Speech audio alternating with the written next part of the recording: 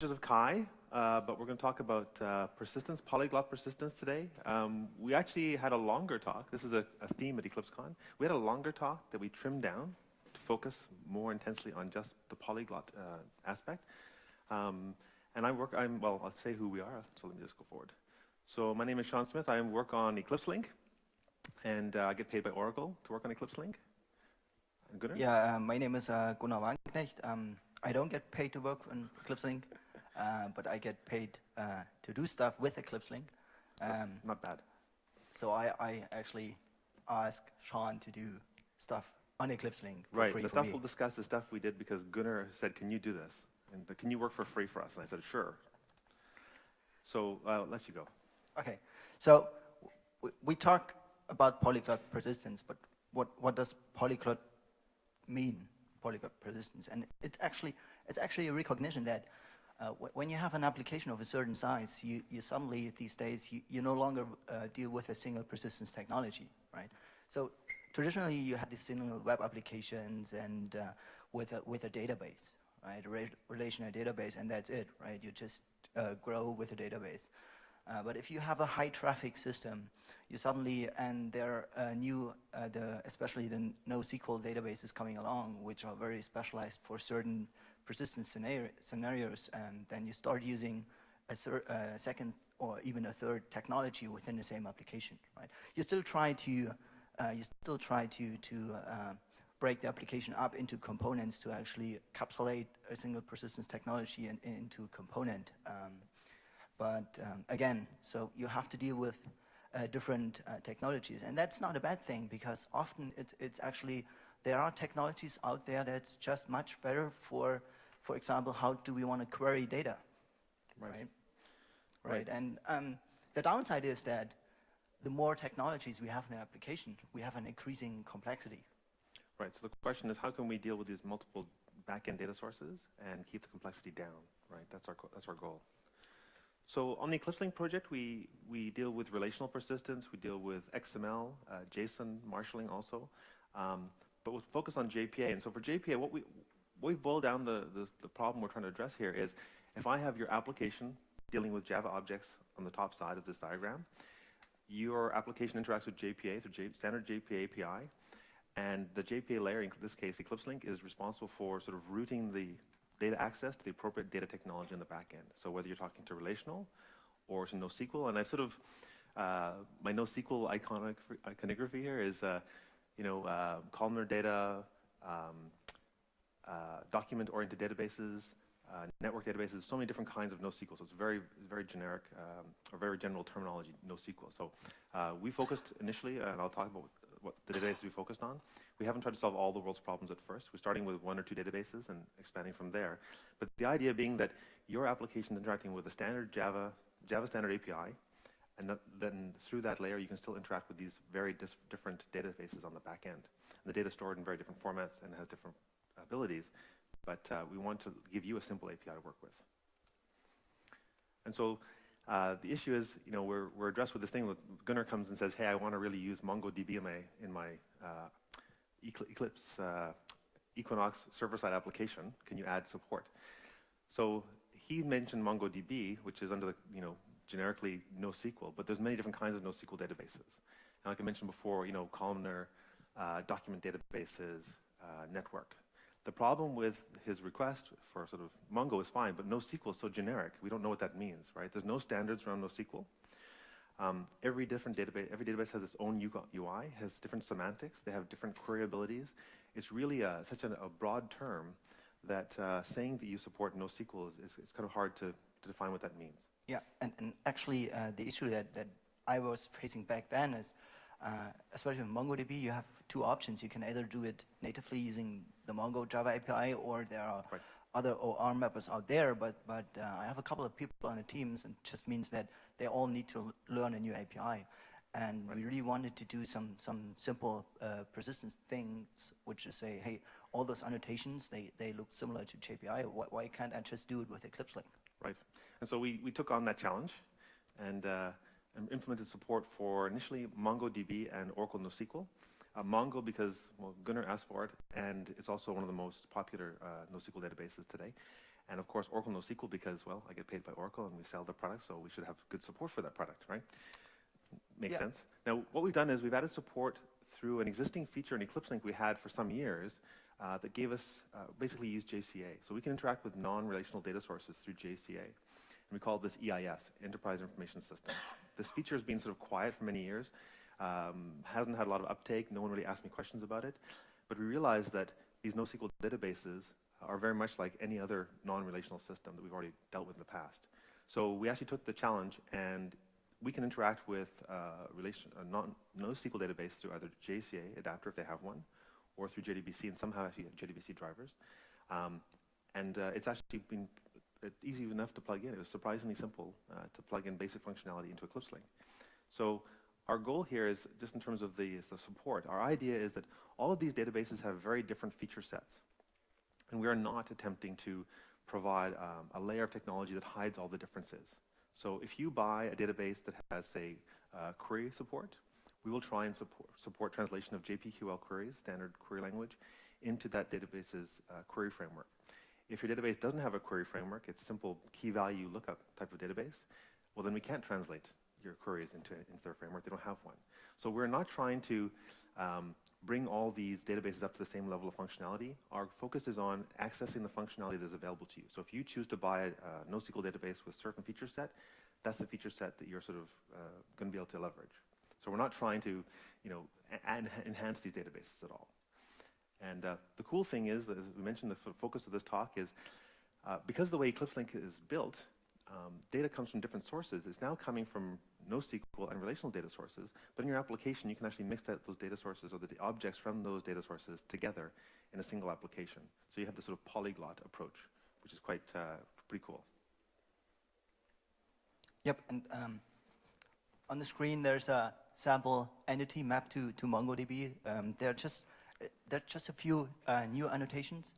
The NoSQL annotation that specifies how the data is actually mapped to the database, because in EclipseLink, you can talk a little bit more about this, but you have different data formats and how they are mapped. Yeah, the NoSQL databases have, there's columnar, so they have like columns, so sort of, tables that can be very large tables, or they any number of columns. Those are sort of, we call them indexed, so they're by the column index. Mongo has named properties, so it's more like a map, so it's mapped. So we have to know how to interact with that database's structure. So there's a few flavors there. And I think XML is the third. And some annotations are actually just cosmetic. For example, you see the field annotation, or you can also use the column annotation, and that's very convenient if you develop the entity model from the beginning, or do some prototyping, and you want to go relational later. You can still use the regular JPA annotations, and they just recognize. Yeah, so field is just has a name of an attribute you're mapping to, and we kind of added this because column has relational artifacts in it, like column type and all this kinds of relational stuff. So we thought, okay, if you're going to focus on NoSQL, add this. But Gunnar points out, yeah, at column with just name is equivalent. So it has some advantages for switching. So some things make sense from JPA with NoSQL, and some things don't make sense. So again, we're not trying to change the database technology behind the scenes or hide it. We're just trying to leverage what we can. So for example, obviously objects are persistent. That's great. The idea that you can have embeddable objects, so objects that are part of a containing object, makes sense. One-to-one relationships, one-to-many. So relationships make sense. Versioning makes sense. Things that don't make any sense, column, obviously. Secondary table, like multiple tables your class will be mapped to, doesn't make any sense. Table generation doesn't make sense. Sequence generation actually doesn't make sense. Native sequence generation, sequences do make sense. And the thing that's most interesting is querying. So queries may apply depending on the database technology. And there are two kinds of queries you can do. In regular relational JPA, you can issue JPQL queries, use JPQL, or you can use the criteria API, which is basically the same feature set, but it's relational queries using a JPQL, so object-oriented query language, or you can use native queries. So native queries in relational is SQL. It turns out if it's just a string, well, then it could be anything. So native query from Mongo is using Mongo's query here in this slide at the bottom. You see some, well, actually, you know it better than I do, but you're issuing a native query on a collection. It's actually the JSON JavaScript syntax that Mongo is using for doing native queries. Yeah. You just need to ignore the weird escaping that you do in Java with the Right. double colons. But simple queries get translated automatically, and that works pretty well. But if you are actually, at some point, you actually settle on that technology because you want to use special query capabilities that are available in that technologies, and then you just bind yourself, you go native. Right. And of course, that query is just going to return some objects. We'll take those objects, or we'll take the data, we'll build them into objects, and they go into your application for your use. So you don't really care how you get the objects, so the native query is fine. But if you take a look at the top queries, though, those are just plain old JPQL queries. And what's cool is they get translated into this type of query stuff behind the scenes and passed down to Mongo, in this case. So it's quite nice because you have, if you don't need native SQL query or native Mongo queries, you can write queries that, if you look at these, they will work fine on a relational database, or they'll work fine, in this case, on Mongo. So if you switch technologies behind the scenes as part of your application, you decide, oh, we like relational, but we're going to go Mongo now, or we're in Mongo and we think we should go relational, you can switch out the back-end data source, and these queries continue to function correctly, which is a really interesting advantage of the approach we're taking. Yep. So we actually do that for prototyping, right? Because you can, when you start with a few objects, don't know until they are finalized, right? Then you can just work with Mongo. And typically that's in a very early application stage when you don't need the real power of the queries, right? Yeah. But once you got the object ready, you then transfer to relational database and create the schema and start updating the schema. Yeah, you could. So certainly using NoSQL as a sandbox is a reasonable thing to do. So okay, I'll give you a demo. And there's a couple things to explain this demo here. Let's see. Okay, so what I've done here, I have, ignoring the libraries here, I have 3 projects. I have a Mongo persistence unit, a relational persistence unit, and a composite persistence unit. So in EclipseLink, we have this ability to compose together persistence units to make a larger one. So what we've done is I've configured a model, and actually this model is available, I'll give you a link later, but this example is available on the EclipseLink examples website. And the example that's up there, not this example, but the example up there is completely Mongo oriented. So all the data is going in Mongo. And to illustrate Polyglot Persistence, I took some of the classes from the model and moved them into relational database. So now I've got some objects in this model. I'll show you the model here. It's easier if I show you what we're doing. So I have, for example, I have orders. That font is very small. How's that? How's the font? In the back, it's okay? It's okay? Yeah, okay. So it's pretty good. So if you see here, this is a order entity. It's got generation. We're using actually Mongo to generate IDs for us using UUID. But the interesting part is that if you look down here at discount, I have a one-to-one to a discount. And I also on a, let's see here, on order line, oops, hang on here. In order line, I have reference to a product. So here's product. So product, so I have these classes here like order, order line are being stored in Mongo, and product and description are being, discount, sorry, are being stored in actually, in this case, as embedded Derby, just for simplicity. So I have relationships actually spanning technologies even. So when I put a document into Mongo, it'll have the IDs, which are primary keys of objects that are actually in a relational database. And you'll notice that there's no distinction in this code between where objects are coming from or what database they're living in. It's just JPA. I'm actually using the Dolly JPA tools, and Dolly actually gets a bit upset with you when you have, within the, see this Mongo persistence unit, we don't actually have a definition of product and discount. They're not in here. So the Dolly tools, if you're using them, will complain saying, you're referring to an entity that doesn't exist or we don't have it in this persistence unit. So one of the nice things with Dolly, if you're using it, is you can actually suppress that error. So if you're dealing with multiple persistence units, composite persistence units, you can actually control it. And I won't go into detail here, but just to give you a pointer, in case you're ever wondering, there's massive control available to you. Here, this is the Dolly JPA tools. You can control all the error messages, what level you want to see them at. So it turns out I can tune this to not warn me about things that I know that I'm doing that are okay. So I have cross persistence unit links. But it's just a workaround until Dolly knows how to deal with these incomplete persistence units. Composite persistence units. So just to show you the Mongo configuration. So it's just a persistence unit. Here's all the classes that are in there, and there's a bunch of configuration. The configuration is a little bit different in that, of course, we don't have a JDBC driver. So there's some special EclipseLink connection information here from Mongo, ports, host, etc. Other than that, it's just plain old configuration. So that's going to get all jarred up into a jar, Mongo PU jar. The relational classes, and there's two of them here, discounted product. They're in their own persistence unit. I'll just show you a source. These two guys. These guys have JDBC connectivity information for Derby. So these classes belong to that data source.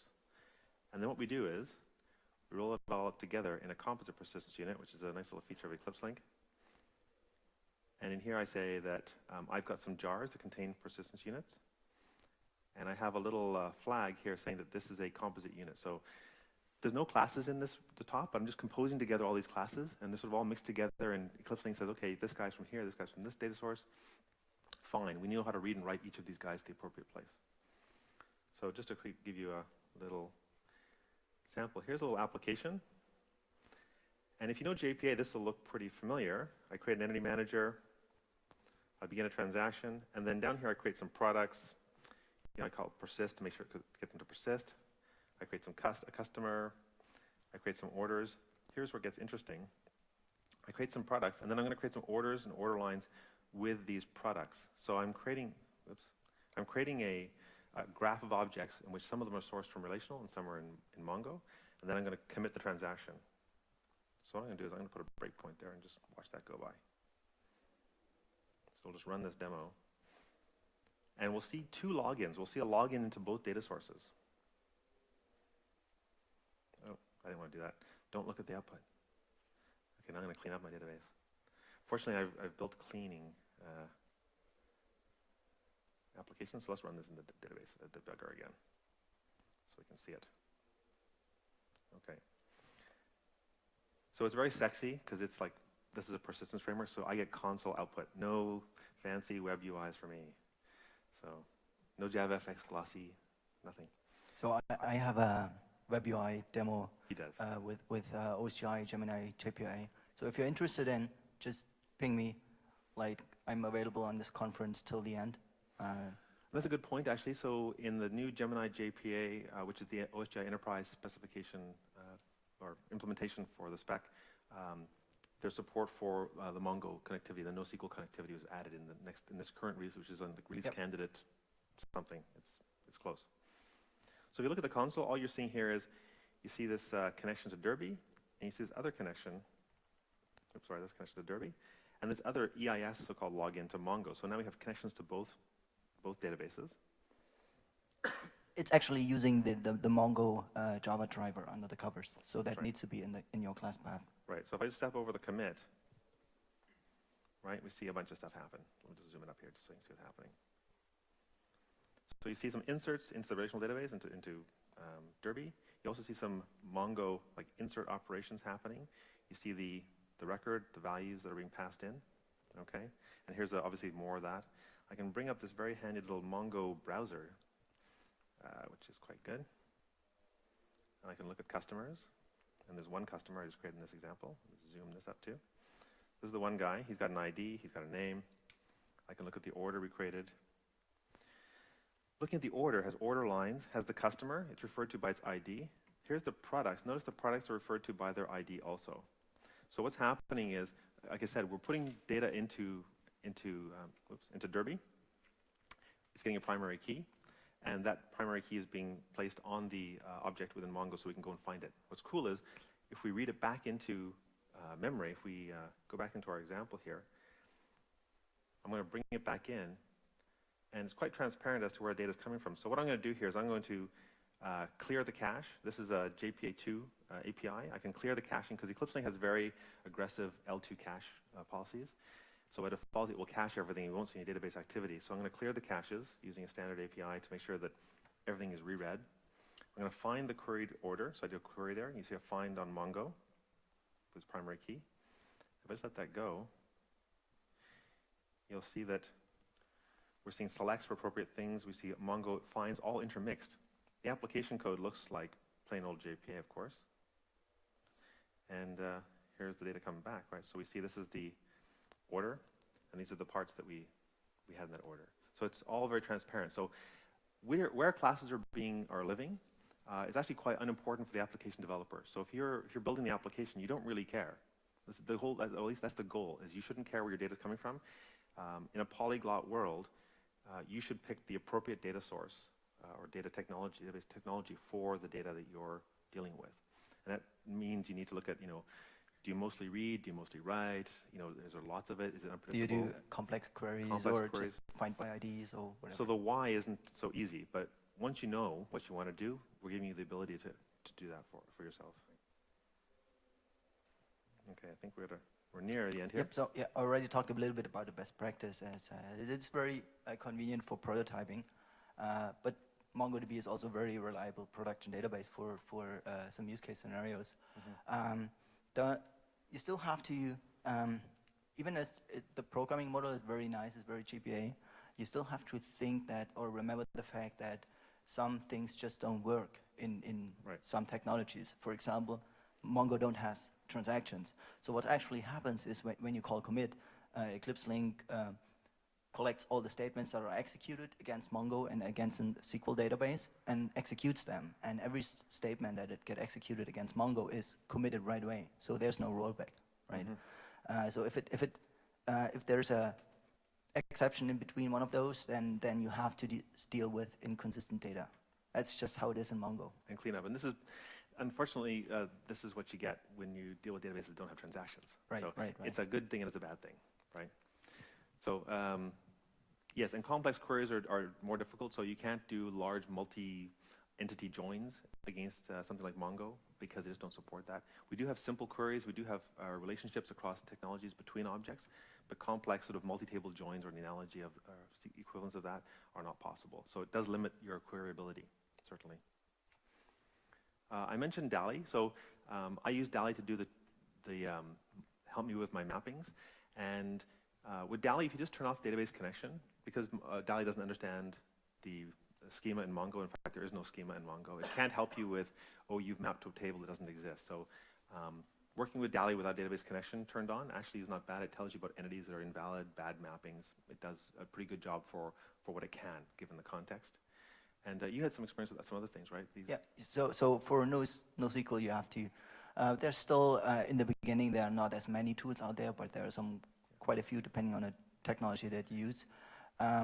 We actually saw the Explorer that we used, the Mongo Explorer, and I also found a good Eclipse plugin, MongoDB. So if you're working with Mongo and want to browse the database right from your Eclipse, you can just go to the marketplace and install that plugin. Yeah, I downloaded it from the marketplace. It worked pretty good. Okay, so to wrap it up, so we're at the beginning of this exercise. So we've just started. We got the core functionality was implemented in about a week by James Sutherland, one of the architects on EclipseLink, who knows the product very well. We have lots of work to do. The other thing is other databases. So we have basic Mongo support. We have basic NoSQL, Oracle NoSQL support. But what other databases should we implement support for? What are people using? We don't know. So we're looking for feedback. I hear Cassandra. I get HBase mostly. Some Couchbase comes up. But we're interested in what the Eclipse community are interested in supporting. And we're also looking for expertise. So if you actually are using Cassandra or you are using HBase, then you could probably help us out because we don't use them. So we don't know what features are you looking for? What can we access? What's the capability? So we're looking for expertise. So we love participation. So that would be great.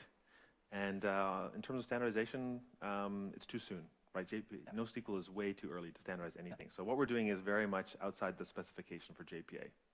Right. It still needs the time to actually make some experience with all the different technologies, and then eventually come up with a standard. Yep.